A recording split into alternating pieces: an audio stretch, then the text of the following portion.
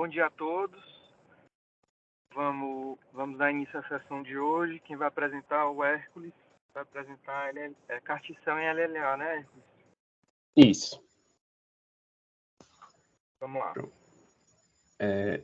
Boa tarde, bom dia. Meu nome é Hércules. Eu sou médico do 2º ano da residência de hematologia e hemoterapia do HU. Hoje eu vou falar sobre esse artigo de revisão que foi publicado no Blood Advances, que é sobre o estado da arte na terapia com CAR-T e quais são as perspectivas futuras do método, né, terapêutico. Primeiro, a gente vai falar um pouco sobre a LLA recaída, né?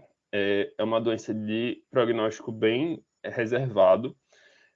Um estudo mais antigo, de 2007, ele colocava que usava o protocolo britânico, esse UCAL-12, revisou 609 pacientes que tiveram a LLA recaída ou recidivada. E o prognóstico era péssimo, né? Após 5 anos, por volta de 5% dos pacientes estavam vivos, né? E isso independia do método terapêutico utilizado em primeira linha, se eles tinham sido submetidos a transplante alogênico, a quimioterapia ou autotransplante, que era utilizado na época. Independente disso, eles tinham um prognóstico ruim, ainda mais se essa recaída fosse precoce ou em pacientes com idade mais avançada. E mesmo aqueles pacientes que não tinham sido inicialmente submetidos ao transplante alogênico, a maioria não conseguia ser submetido na recaída, devido às complicações decorrentes do tratamento, não atingir remissão. Um outro estudo interessante foi esse estudo retrospectivo, que avaliou 1.709 pacientes com LLA recaída recidivada na Europa e nos Estados Unidos até 2013. Ele mostrou que o prognóstico e a sobrevida mediana desses pacientes era significativamente menor à medida que se avançavam nas linhas de terapia, né?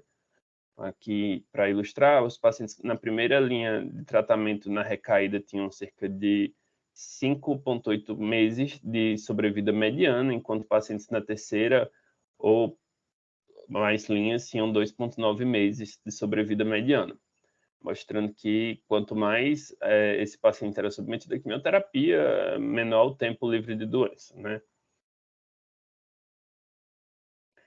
Então, né, novas terapias foram propostas com o avanço das drogas, principalmente dos anticorpos monoclonais. O primeiro estudo a mostrar um benefício significativo foi o INNOVATE, foi um estudo fase 3, que usou o inotuzumab e ozogamicina contra a terapia padrão à época, né, baseada em quimioterapia. O inotuzumab ele é um anticorpo anti-CD2, conjugado ao quimioterápico, que é a amicina, e ele mostrou uma resposta significativa, tanto em sobrevida livre de progressão, quanto em sobrevida global. Mas, mesmo assim, ele tinha um tempo limitado de efeito, né, e a maioria dos pacientes recaiu após algum tempo, não tinha respostas prolongadas. Nesse estudo, a sobrevida livre de progressão mediana foi 5 meses no grupo submetido a inotuzumab e 1,9 meses no grupo submetido à terapia padrão. Também atingiu altas taxas de resposta completa, mas que não eram duradouras. A análise de subgrupo desse estudo mostrou que as respostas eram significativamente menores nos pacientes submetidos a esse tratamento como segunda linha de resgate, né? A gente vê aqui que a taxa de resposta completa era 87% nos pacientes como primeira terapia de resgate e somente de 33% nos pacientes que utilizaram inotuzumab como segundo resgate. Também havia uma sobrevida livre de progressão bem menor, de 5,4 para 3,9 nos pacientes que fizeram como segundo resgate. A segunda droga a mostrar um efeito importante nesses pacientes foi o blinatumomab. Ele é um anticorpo bispecífico, que usa tecnologia BiTE, né? Que vai se ligar ao CD3, que é um antígeno de linfócito T, e o CD19, que é um antígeno do linfócito B. ele foi colocado à prova no estudo fase 3, o Tower, contra a quimioterapia padrão, e mostrou um benefício importante nas taxas de resposta completa e na sobrevida livre de eventos, e também na sobrevida mediana. Mas, mesmo assim, ele tinha aquele mesmo problema do inotuzumab, não eram respostas duradouras. Inclusive, nesse estudo, nos pacientes que foram submetidos ao blinatumomab como segundo resgate ou mais, né, o terceiro ou quarto resgate, eles tinham uma sobrevida livre de eventos em 12 meses de 10%. Ou seja, tinham respostas duradouras muito baixas. E isso levou à tentativa de fazer novos esquemas que usassem o benefício desses anticorpos e que tentassem fazer uma resposta mais profunda e mais duradoura, bem como diminuindo o efeito adverso dessas drogas em imunoterapia. Um dos esquemas propostos foi a associação do inotuzumab com o mini-IPCVAD, e podendo-se utilizar ou não blina e podendo-se utilizar ou não rituximab. Rituximab reservado àqueles pacientes que tinham uma blasto CD20 positivo. Esse esquema proposto inicialmente foi aplicado em idosos frágeis, não elegíveis ao transplante alogênico, mas que teve respostas boas e vem sendo proposto como uma alternativa para os pacientes com grande carga tumoral na recaída ou com doença extramedular significativa. Ele consiste basicamente do uso do inotuzumab numa fase intensiva associado a um protocolo parecido com o Ipercevade, né? Basicamente Ipercevade com doses reduzidas e sem antraciclina. E após essa fase intensiva, se faz uma fase de consolidação com blinatumomab por 4 ciclos para aprofundar a resposta, bem como aumentar o intervalo entre a fase intensiva e o transplante alogênico nos pacientes que forem elegíveis, já que o inotuzumab está associado a um aumento do risco de doença veno-occlusiva hepática. Então, esse período com blina em monoterapia serviria tanto como uma consolidação quanto um espaço entre o término da quimioterapia mais intensiva e o transplante. E também se propôs uma fase de manutenção com o POMP alternando com ciclos de blina. É um protocolo que mostrou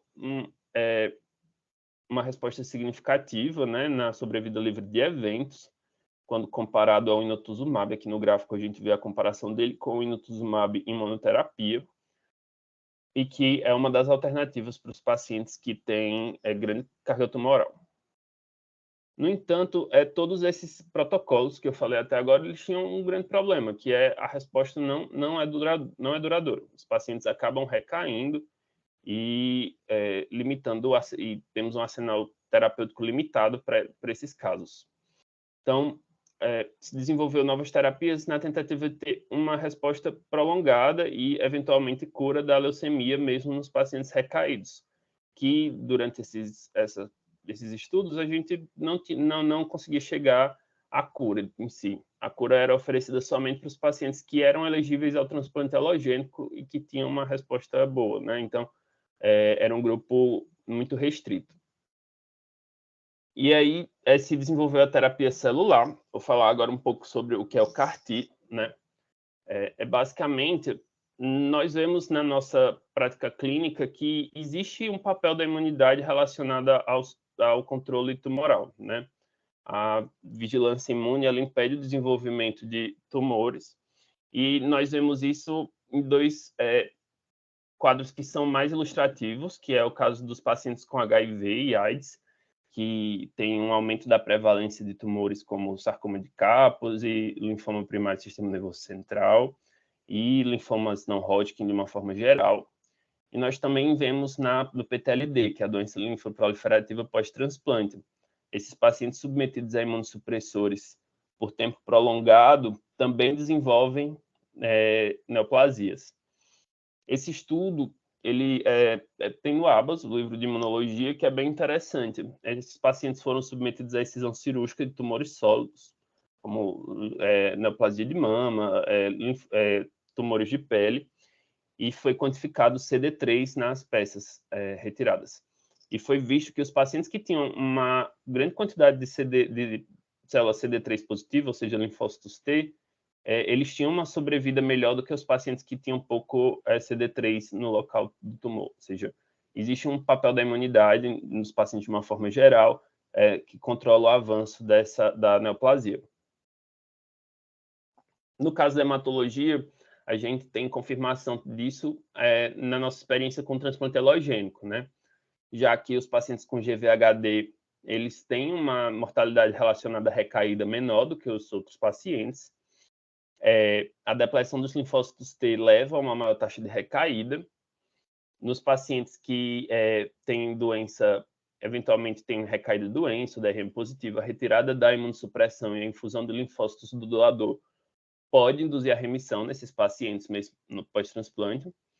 E nos transplantes singênicos, ou seja, entre gêmeos univitelinos, existe uma maior recaída quando comparado a transplantes não aparentados ou haploidênticos.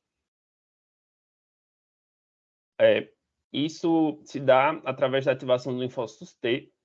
Os linfócitos T, eles reconhecem antígenos tumorais através do complexo do TCR, né, que é o receptor de células T. Ele vai interagir com o MHC de classe 2 e vai reconhecer aquela proteína ligada ao MHC. É importante o papel da coestimulação. No caso, o linfócito T tem esse receptor chamado CD28, que, quando estimulado em conjunto ao TCR, ele vai induzir a sobrevivência celular, a proliferação celular e a diferenciação em células efetoras. Quando há o reconhecimento desses antígenos através do MHC, mas não há coestimulação com CD28, essa célula ela não tem uma resposta eficaz e há uma indução de tolerância. Isso é importante porque isso faz parte da tecnologia de desenvolvimento das células CAR-T. Então, basicamente, o que é uma célula CAR-T? É uma célula que vai expressar esse receptor na membrana, é um receptor quimérico, e, diferentemente do receptor de células T, que vai interagir com o HLA, né, com as proteínas ligadas ao MHC, que vão ser ligadas ao receptor de células T e vão levar à ativação dessa célula, a CAR-T ela vai reconhecer diretamente o antígeno de superfície. Então, isso vai acabar levando a uma resposta mais eficaz e a um processo de fabricação menos complexo, com maior efetividade dessas células quando aplicadas em contextos de mundo real. E o que é esse receptor CAR, né? O receptor de células T, ele é composto pelo PCR, né, as cadeias alfa e beta, e pelo CD3 e essa fração zeta do CD3. Que vai levar, que é o domínio intracelular, que vai levar aquela cascata de eventos, que vai levar a proliferação celular e ativação da célula T.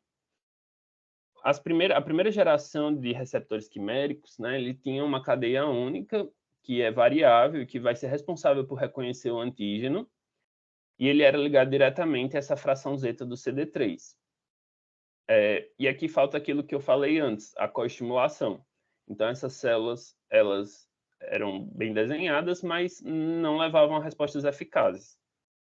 A segunda geração do CAR-T, que a gente vem utilizando na clínica hoje em dia, ela tem essa fração variável, que reconhece o antígeno, tem esse domínio transmembrana, que estabiliza esse receptor na célula.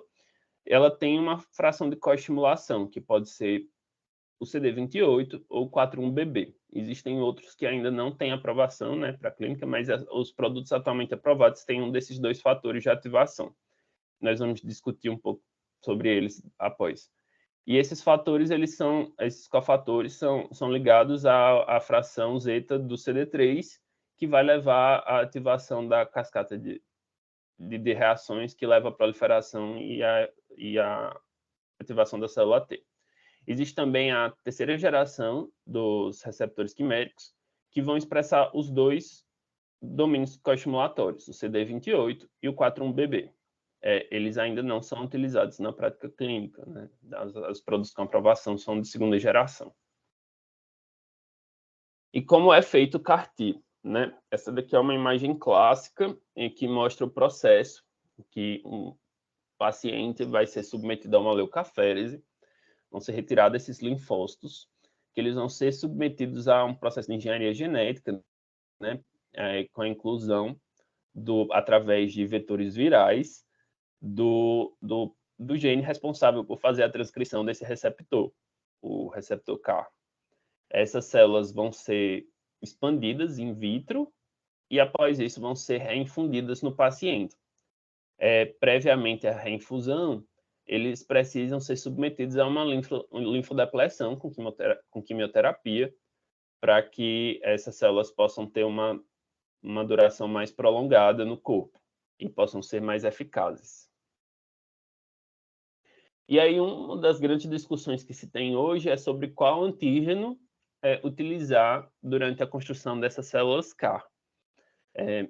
O CD19 foi o primeiro antígeno a ter ampla utilização, porque ele é um antígeno restrito às células B, ele não atinge as células tronco hematopoéticas, e ele também poupa células muito diferenciadas, como os plasmócitos. Então, mesmo após o CAR-T anti-CD19, o paciente pode persistir com alguma imunidade de memória e também não vai ter as outras séries da hematopoese afetadas. E a aplasia de células B, ela é clinicamente manejável, já que você pode fazer, por exemplo, reposição de imunoglobulinas.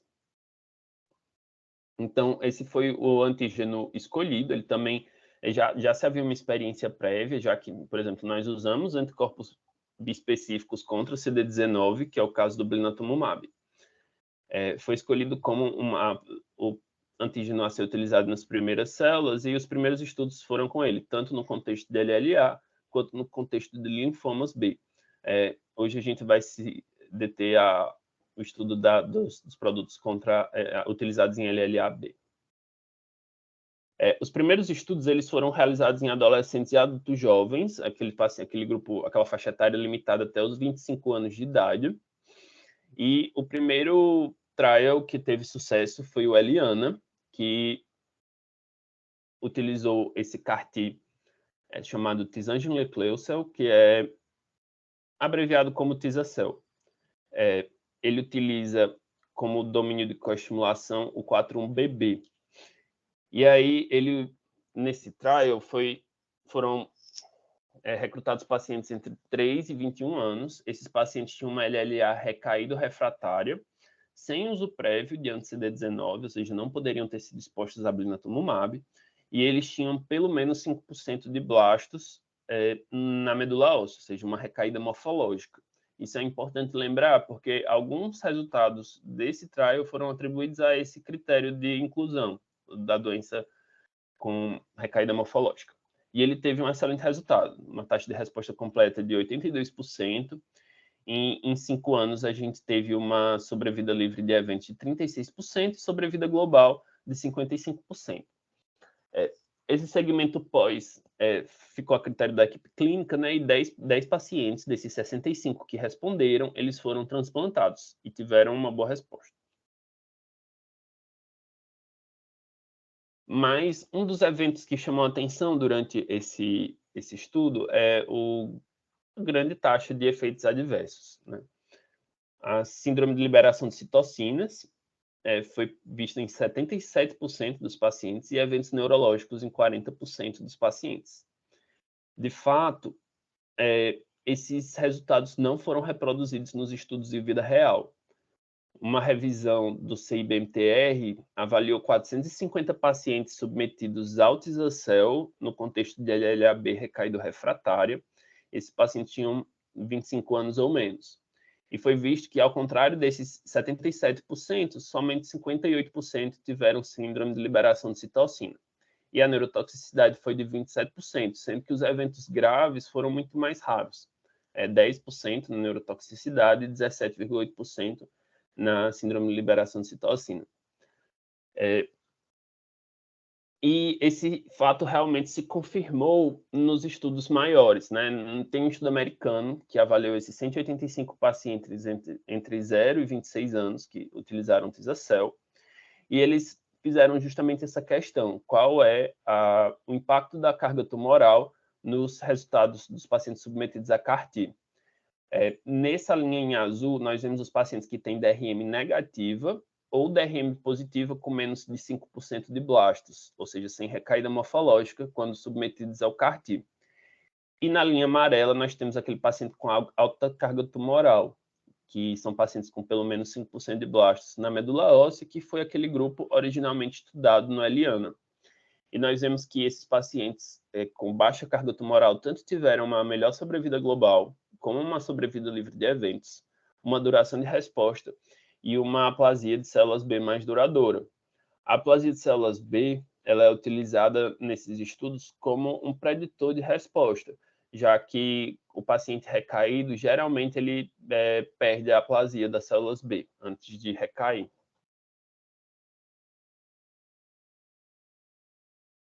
Nesse mesmo estudo, também se comparou a taxa de eventos adversos nos pacientes com alta carga tumoral ou baixa carga tumoral, e nós vemos que realmente a diferença é muito significativa.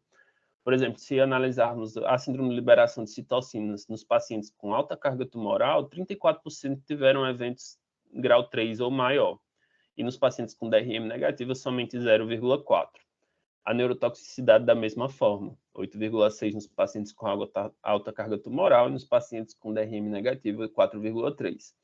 Isso reforça aquela nossa necessidade de fazer uma quimioterapia de ponte nos pacientes que forem elegíveis ao CAR-T para tentar reduzir essa carga antes de submeter a terapia celular.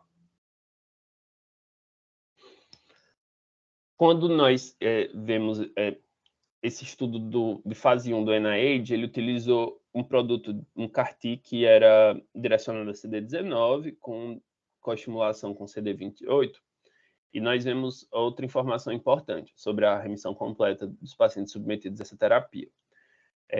Foi um preditor de resposta nos pacientes que tinham doença primariamente refratária, eles tiveram uma melhor resposta. Pacientes que tinham menos linhas de terapia antes do CAR-T também tiveram uma melhor resposta. E no caso aqui, o estado da medula, aquilo que nós já sabemos, né? M2, ele chama aqueles pacientes que tinham 5% ou mais na classificação que ele utilizou, 5% ou mais de blastos. Eles tiveram pior resposta quando comparados aos pacientes com menor carga tumoral. E também os esquemas de linfodepleção. Isso aqui era um estudo fase 1, foi bastante heterogêneo os esquemas utilizados, alguns esquemas com etoposídeo, e foi visto que aqueles pacientes que faziam fludarabina e ciclofosfamida como linfodepleção também tiveram uma melhor taxa de resposta. Outro estudo que foi publicado é o ZUMA-4. Ele usou um produto diferente, lembrando que o Tisacel ele usa a coestimulação 4-1BB e esse produto do ZUMA-4 usa o CD28. Ele foi testado entre pacientes de 3 a 20 anos, também com uma boa taxa de resposta global, de 67%, com baixas taxas de efeitos adversos. Teve uma duração mediana de 7,2 meses, uma duração de resposta de 7,2 meses.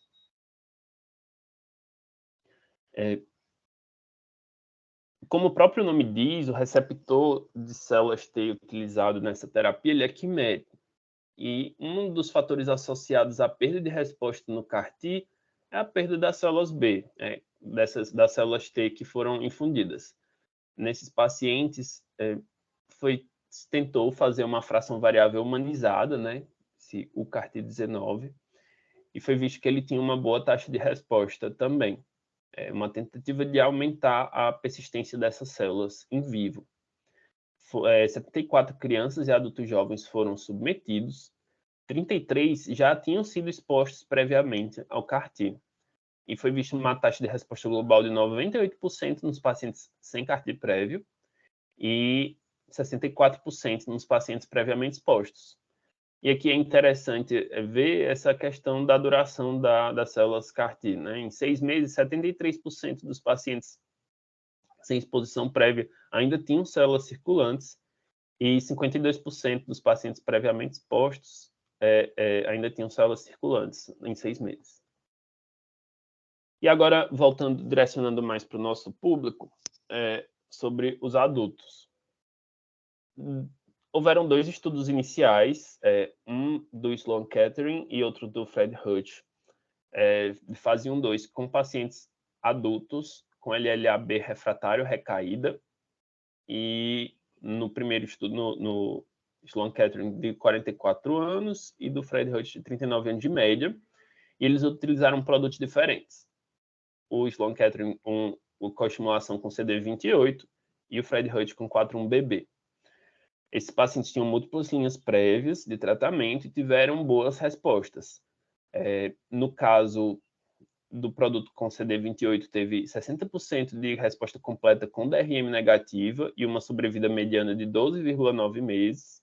E nesse paciente com produto 4,1-BB, teve 85% de resposta completa com DRM negativa. Eles também tiveram uma taxa tolerável de eventos adversos graves, e nós podemos confirmar aquilo que foi visto também nas populações mais jovens, né? Que melhores taxas de resposta foram vistas em pacientes que foram submetidos ao CAR-T com menos de 5% de blastos na medula óssea, e os pacientes que não utilizaram fludarabina tiveram pior desfecho, né? Então, consolida aquela função da fludarabina e ciclofosfamida como o protocolo de linfodepleção na pré-infusão. Um estudo seminal, né, o ZUMA-3, ele utilizou o Tecartus, o nome comercial, né, que é o Brexucabtagene autoleucel, que é abreviado como Brexucel. Ele utiliza essa mesma fração variável, né, que é o FMC63, mas no lugar do 4,1-BB, ele usa o CD28 como coestimulação. E aí foram estudados 55 pacientes inicialmente, e esses pacientes na faixa etária adulta. Foi interessante porque ele conseguiu quantificar isso aqui, que é o tempo médio entre a aférese e a entrega do produto. Nos Estados Unidos foi cerca de 13 dias, e na Europa foi 14,5, dos pacientes europeus foi 14,5 dias. Isso se dá porque há uma fabricação centralizada por parte da indústria, né? E a linfodepleção foi feita com esse esquema de fludarabina e ciclofosfamida, fludarabina 25 mg por metro quadrado por 3 dias, e a ciclofosfamida 900 mg por metro quadrado no segundo dia. A mediana de idade desses pacientes era 40 anos, ou seja, uma faixa etária bem mais avançada do que aquela estudada anteriormente, e esses pacientes tinham uma média de 2 linhas de tratamento prévio. E eles tinham uma exposição prévia importante às novas drogas, né? 45% tinham utilizado o blinatumomab, que é um anticorpo contra o mesmo antígeno, né? Contra o CD19, e 22% tinham utilizado o inotuzumab. 42% já vinha num contexto de recaída pós-transplante alogênico, que é um contexto bastante desafiador. Mesmo assim, eles atingiram uma resposta bem importante nesses pacientes. A taxa de remissão completa foi de 71%, enquanto 69% teve uma remissão completa com DRM negativa, uma sobrevida mediana de mais de 2 anos, né, 25,4 meses. 10 pacientes foram submetidos ao transplante alogênico subsequentemente. Houve uma taxa importante de síndrome de liberação de citocinas e de neurotoxicidade. 80% desses pacientes utilizou tocilizumab para o tratamento da síndrome de liberação de citocinas, que é bastante significativo. Alguns estudos iniciais vêm oferecendo estratégias para aumentar a eficácia do CAR-T nessa população. Um dos estudos é esse OCAR, que usa essa célula chamada AUTO1, que é um CAR-T contra CD19 e utilizando a coestimulação 4,1-BB. E a diferença dele é que no lugar de usar aquele FMC63 como fração variável, ele usa uma fração variável de baixa afinidade, ou seja, ela se liga e se solta mais rapidamente do CD19. Isso faz uma resposta mais fisiológica e leva a uma menor taxa de toxicidade. Esse estudo teve boas respostas, né? A taxa de remissão completa com DRM negativa foi de 85%, com uma sobrevida livre de eventos em 12 meses de 48%.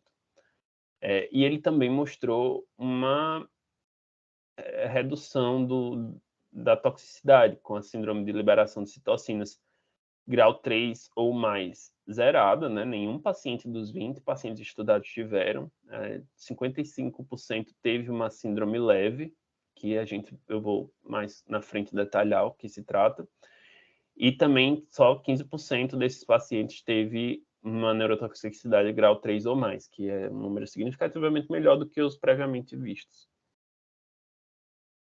Isso aqui é uma tabela que resume um pouco esses trabalhos, mostrando os produtos e os trabalhos que foram estudados até agora em LLAB, e nós vemos que realmente sempre temos uma taxa de resposta completa bastante significativa, na maioria das vezes acima de 80%, e com taxas de eventos adversos toleráveis. Nos estudos mais precoces havia uma taxa maior de síndrome de liberação de citocina, mas, como discutido antes, provavelmente atribuível àqueles pacientes com uma doença com maior carga tumoral. E agora o artigo se detém em alguns aprendizados sobre o manejo e indicação dessa terapia nesse grupo de pacientes. Um é sobre a síndrome de liberação de citocina, que é uma síndrome já vista em outros contextos na hematologia, como, por exemplo, nos transplantes haploidênticos, e que ela pode se apresentar como uma síndrome inflamatória sistêmica, muitas vezes mimetizando a sepse, né? E ela é estratificada nesses graus de acordo com os seus achados clínicos, sendo o grau 1 somente febre isolada, grau 2 febre associada a oxigênio de baixo fluxo, grau 3 febre com ou necessidade de vasopressores ou oxigênio de alto fluxo, e grau 4 aqueles pacientes que precisam de vasopressores e precisam de pressão positiva. Então, isso é importante foi publicado pela Associação Americana de Transplante de Medula, e ela é importante para uniformizar os estudos e avaliação dessa toxicidade.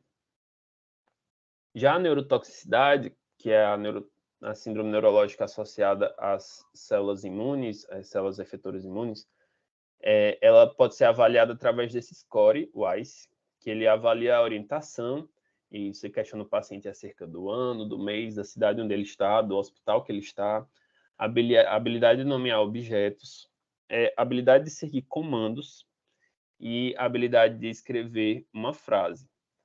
Também se avalia a atenção, que no caso aqui seria contar de trás para frente a cada 10, a partir dos 100. E isso aqui é utilizado já que as síndromes neurológicas precoces, elas têm essa apresentação que pode ser, que precisa ser ativamente pesquisada, né? As convulsões, os déficits, eles mais importantes, eles são notados somente nas fases mais avançadas. Então, que se propõe que esse score seja avaliado diariamente nesses pacientes submetidos ao CAR-T, para que se possa realizar intervenções precoces. Quando nós vamos estratificar essa toxicidade, nós utilizamos o score ICE, o nível de consciência, a presença ou não de convulsões, achados motores e a elevação de pressão intracraniana ou edema cerebral, isso nos casos mais avançados. Nós temos pacientes com déficit motor, ele já é classificado como grau 4, e paciente com convulsão já é classificado como pelo menos grau 3. Então, isso reforça a necessidade de uma pesquisa ativa de neurotoxicidade nesses pacientes submetidos através desses scores padronizados. E aqui é uma tabelinha que ajuda a tratar esses pacientes, a como intervir na presença dessas toxicidades. Isso aqui não é um consenso, né? Na verdade, é um How I Treat, publicado pelo ESMO, e que ele vai propor o uso do tocilizumab de forma precoce, a partir do grau 2, ou até mesmo do grau 1, se a febre persistir por 3 ou mais dias. A gente pode ver aqui nessa tabelinha nessa coluna rosa aqui. Já a neurotoxicidade, é importante lembrar que o tocilizumab ele não atravessa a barreira hematocefálica e que a presença de síndrome de liberação de citocinas é um preditor de neurotoxicidade associada. No caso da neurotoxicidade, o tratamento se faz com corticosteroides, mais amplamente utilizado a dexametasona. E ele deve ser utilizado também nesse contexto de neurotoxicidade grau 2 ou mais. E algumas considerações foram feitas. Isso aqui são impressões dos estudos iniciais, não são consenso ainda nos grandes centros. Mas no início se tinha um medo de que utilizar corticoide nesses pacientes submetidos a uma terapia com linfócitos, já que o corticoide é muito linfotóxico, ele poderia diminuir a efetividade dessa terapia, né? E o que foi visto aqui não, que o corticoide utilizado precocemente, ele não tem efeitos deletérios sobre a eficácia do tratamento e que ele pode prevenir a progressão da síndrome de liberação de citocinas e da neurotoxicidade, né? Aquele paciente que tem um quadro mais inicial, evitar que ele tenha quadros graves, como convulsão, necessidade de intubação, que com certeza vão ter impacto na mortalidade.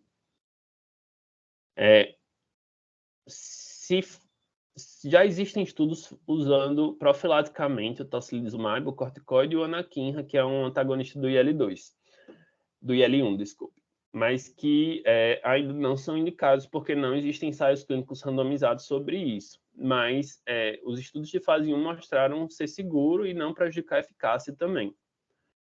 Outra estratégia que pode diminuir a toxicidade é o fracionamento da infusão. No lugar do paciente receber aquele grande volume de células T de uma vez só, ele receberia essas células T fracionadas em algumas tomadas. E aí isso aí reduziria a liberação de citocinas e as complicações decorrentes.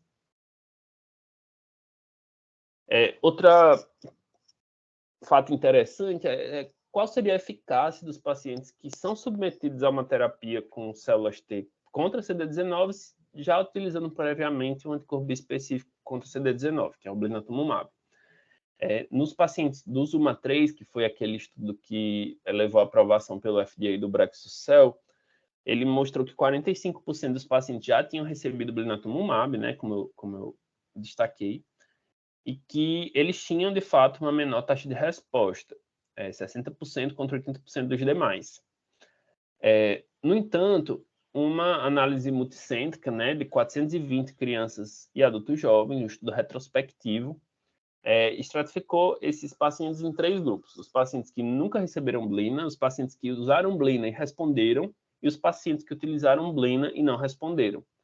E a gente vê que aqueles pacientes que foram submetidos e tiveram boa resposta ao blina têm uma sobrevida livre de progressão e de recaída bastante semelhante, enquanto os pacientes que são refratários ao blina, eles têm uma eficácia muito reduzida.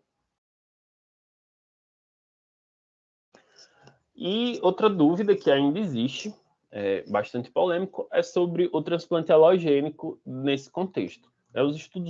Os grandes estudos que foram randomizados e que levaram à aprovação dessas drogas pelas agências regulatórias, né, que é o ZUMA-3, que aprovou o Tizacel para adultos jovens, o Brexucel para adultos, e o Eliana, que aprovou o Tizacel para adultos jovens e crianças, eles não mostraram benefício do uso do transplante alogênico na consolidação. Desde então, diversos estudos retrospectivos, análise de registros em pacientes que utilizaram Carticel tentam comparar esses grupos que foram submetidos ao transplante alogênico a critério da equipe assistente, né? E os dados são bastante conflitantes. Os estudos, como são retrospectivos e utilizando produtos diferentes, eles não são comparáveis, então não se pode fazer, por exemplo, meta-análise ou compilar esses dados, e realmente são conflitantes. Alguns grupos mostram aumento da mortalidade devido à mortalidade relacionada à terapia do transplante alogênico, e outros mostram benefício por uma menor recaída, já que as células CAR-T podem não ter uma persistência tão prolongada. E aí ele leva em consideração que a melhoria nas tecnologias de reconhecimento da doença residual mínima elas podem ajudar a estratificar melhor quais pacientes se beneficiariam de um transplante halogênico e dos que não se beneficiariam, né, que teriam risco associado à toxicidade.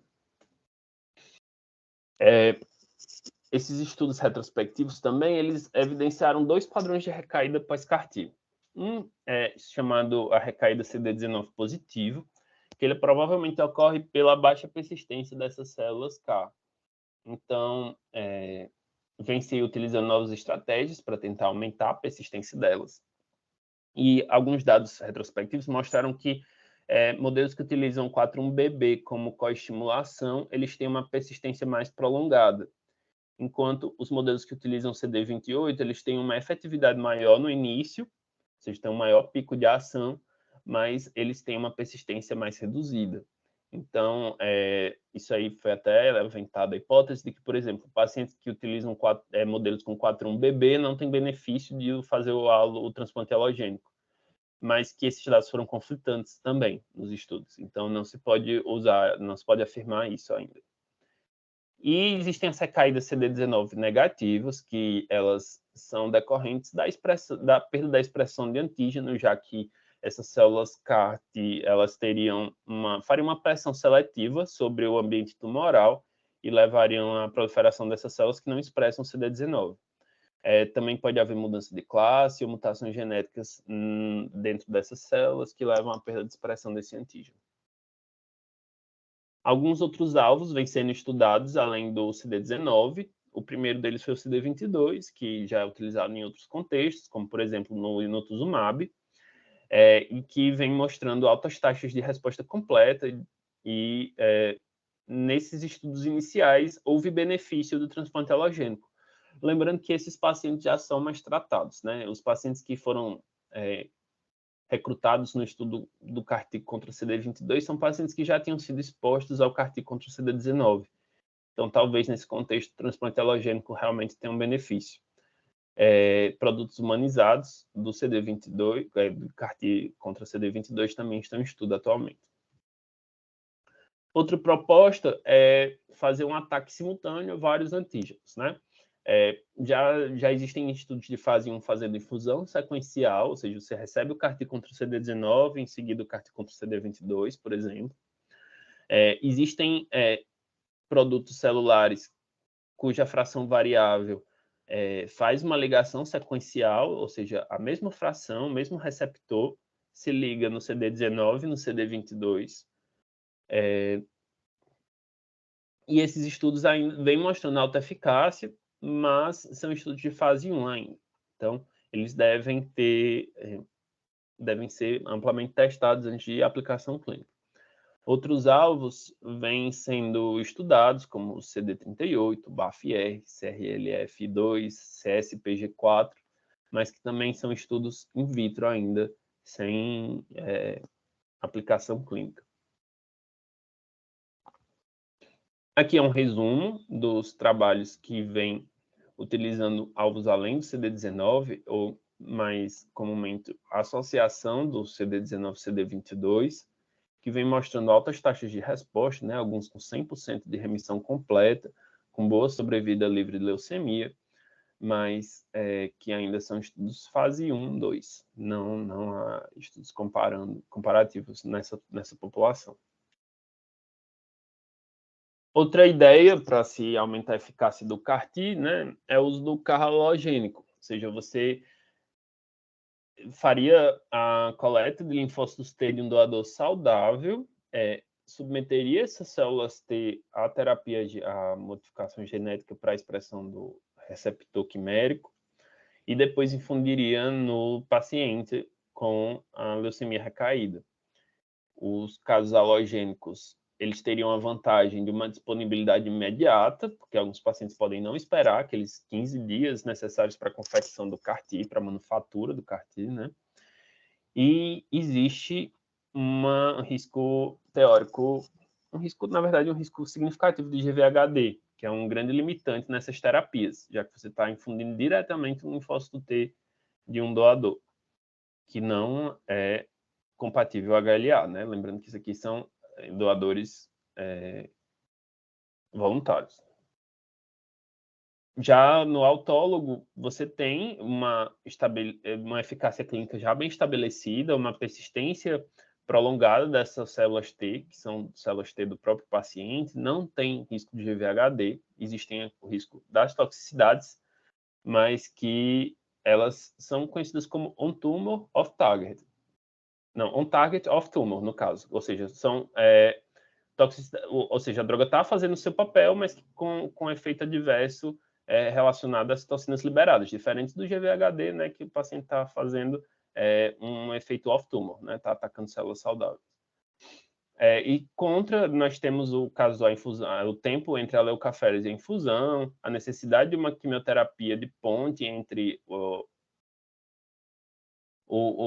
durante esse tempo de espera pelo CAR-T, e é um produto caro, né, e que varia conforme o paciente. Existem pacientes que não conseguem coletar linfócitos suficientes, assim, são linfócitos de paciente já muito expostos à quimioterapia, que pode ter uma eficácia menor, quando comparado ao produto do halogênico, que seria de pacientes com células T saudáveis. Para finalizar, as considerações finais é que os estudos mostraram uma boa taxa de resposta nos pacientes submetidos à terapia com células CAR-T. Os pacientes que foram submetidos de forma precoce, com menor carga tumoral, eles tiveram melhor resposta. Então, existe essa estratégia racional de usar terapias pré-infusão, com quimioterápicos ou drogas-alvo, para debulking. E o transplante halogênico pode ser considerado em pacientes em remissão completa e sem transplante prévio, mas os dados ainda são conflitantes, não se podendo afirmar com certeza que essa é a terapia mais adequada. E era isso que eu tinha a apresentar. Muito obrigado. Obrigado, Hércules. Parabéns pela aula, viu? Foi muito... Conseguiu fazer um resumo aí bem amplo do CAR-T de uma forma acessível, né? E eu queria abrir aí para perguntas e para comentários.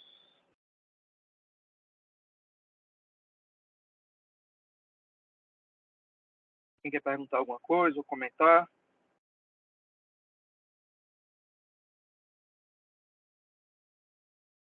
João Paulo. Bom dia, doutor Dário.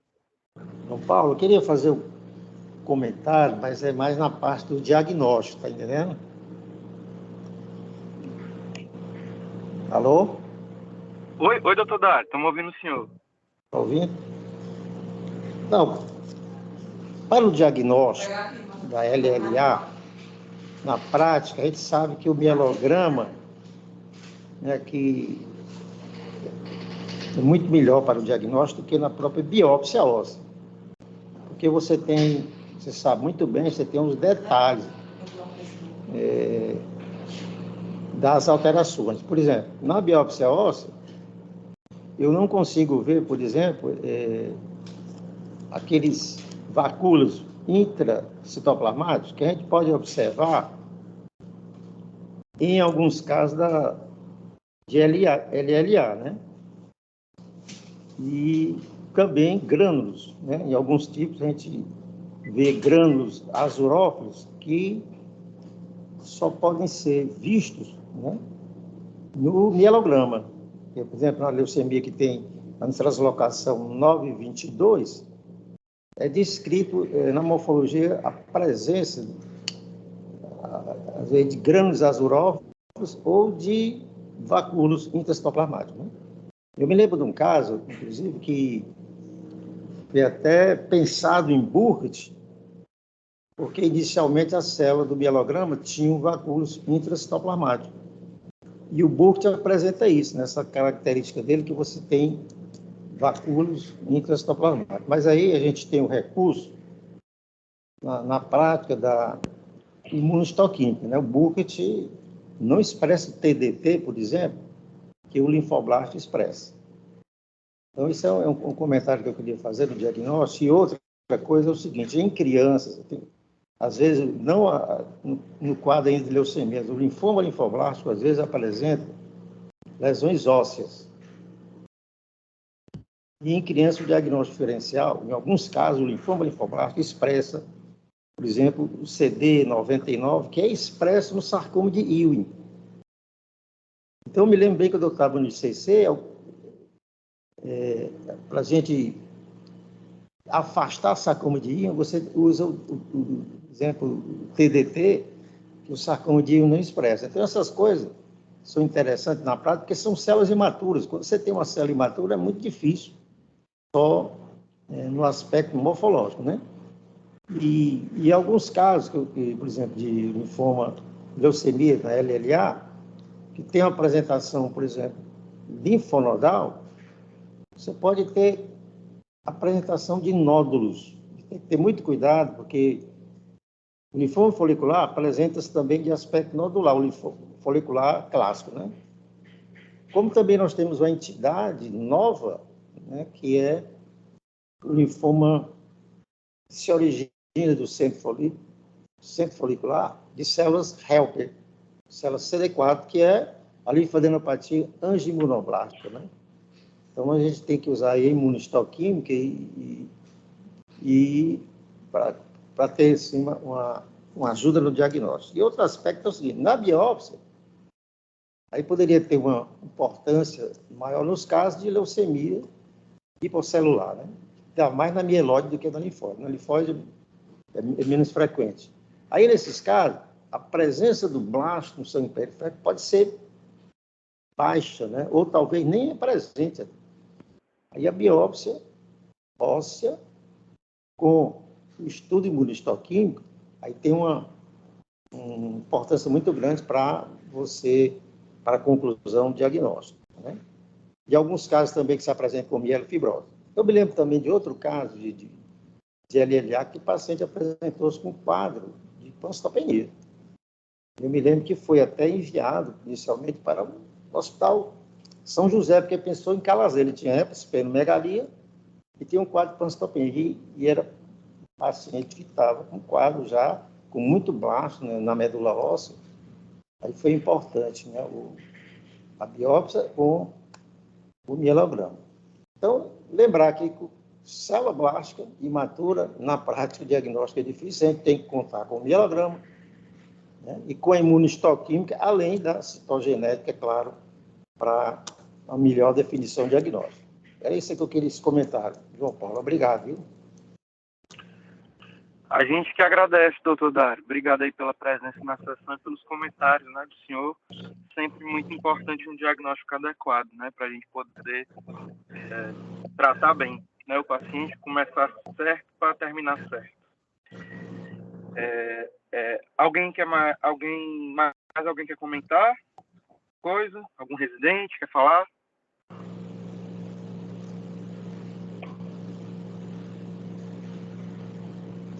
Eu vou então, pessoal, encerrar a sessão.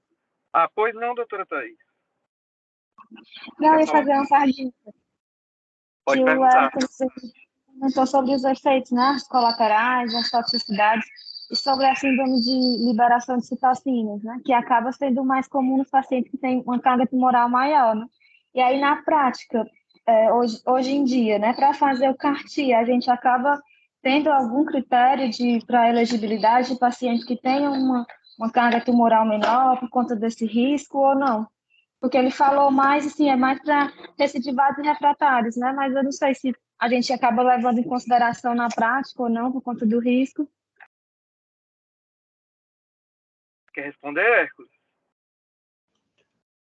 A carga tumoral não seria uma contraindicação formal, pelo que eu vi, assim, inclusive os estudos que levaram à aprovação, eles tinham pacientes com mais 5%.